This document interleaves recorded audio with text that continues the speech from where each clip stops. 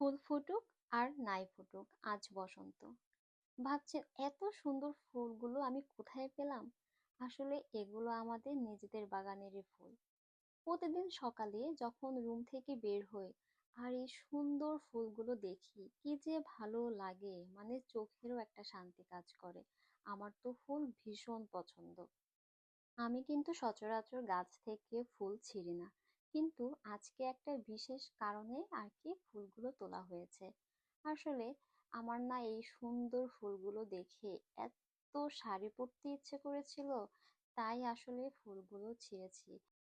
কারণ শাড়ির সাথে আমি এই ফুলের মালা পরতে চেয়েছিলাম। আসলে সবাই যখন বসন্তকালে শাড়ি পরে, শাড়ির সাথে ফুলের মালা দেয়, কি যে ভালো লাগে, তখন আমারও ইচ্ছে করে হচ্ছে এরকম সত্যিকারের ফুল দিয়ে হাতের মালা পরতে। কিন্তু তখন তো আমাদের নিউ ইয়র্কে ভীষণ রকমের ঠান্ডা থাকে, স্নো থাকে, তখন তো আর গাছে ফুল থাকে না। মানে সেজন্যই আজকে আমার এই প্ল্যানটা করা।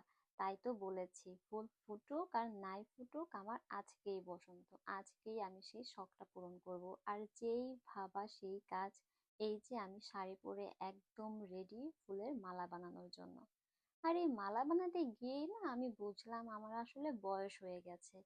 কারণ যেখানে শুয়ে সুতা ভরতে আমার 1 সেকেন্ড লাগতো, সেখানে তো আমার আজকে অনেকক্ষণ টাইম লেগেছিল। যাই হোক, তারপরে আমি এই যে মাপ নিচ্ছিলাম হাতে যে কতটুকু ফুল লাগবে। তারপরে আমার এই একটা মালা বানানো শেষ হয়েছে, তারপরে আমি আরেকটা মালা বানানোর জন্য রেডি হয়ে যাই।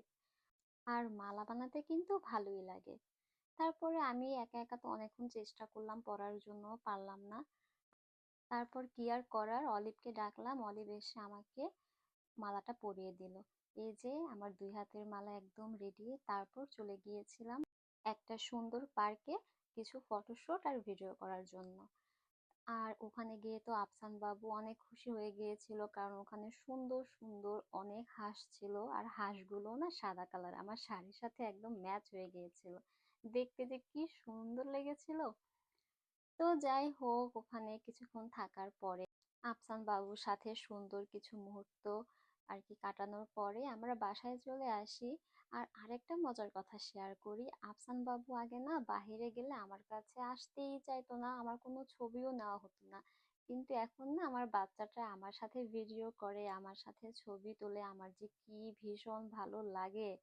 কারণ ছোটবেলায় আমি মেকআপ করলেও ভয় পেত, আমার কাছে আসতোই না, মনে হয় মাকে চিনতেই পারতো না। এখন অবশ্য মাকে চেনে, মেকআপ করি আর না করি। তো যাই হোক, এই ছিল হচ্ছে আমার গাছ থেকে ফুল তোলার রহস্য। আসলে আমি না বসন্তই পালন করেছি, আমার কাছে মনে হয়েছে। তো ভালো থাকবেন সবাই, আল্লাহ হাফেজ।